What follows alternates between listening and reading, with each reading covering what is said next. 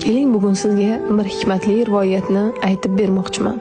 Bir ayol erta vafot etib, Allohning huzuriga chiqdi. U Allohga yuzlanib dedi: "Ey Robbim, men butun umrim davomida qonun-qoidalarga amal qildim. Hech kimga yomonlik qilmadim. Nega buncha og'riqli hayotni kechirdim? Men juda ham erta o'ldim. Bu adolatdanmi?"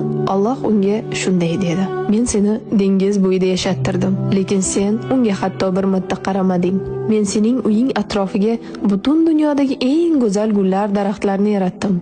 Lekin sen ularning hidini biror marta ham his etmading. Men sening atrofingga eng shirali mevali daraxtlarni ektirdim, lekin sen ularni yeganingda ham ularning lazzatini sezmading. Bilasanmi nega?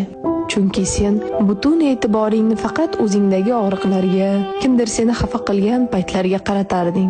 Sen yuragingni yomon xotiralar bilan to'ldirding va hayotingdagi faqat salbiy narsalarni ko'rar eding. Shuning uchun sen ichingdan kasallanib borarding va shuning uchun ham erta vafot etding. Men senga hayot berdim. Unda quyosh bor edi, mehribon odamlar bor edi, tabiat, ohanglar, huzur bor edi. Lekin sen shukr qilish o'rniga dardlaringni quchoqlading.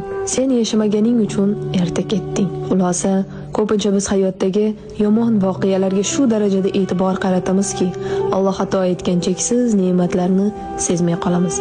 Yaxshiliklar ko'z o'ngimizda turadi.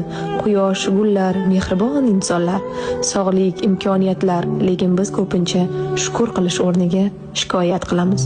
Shuning uchun bugun bir lahzaga to'xtang. Nafas oling, atrofga qarang, shukr qiling. Chunki hayot bu eng katta ne'matdir.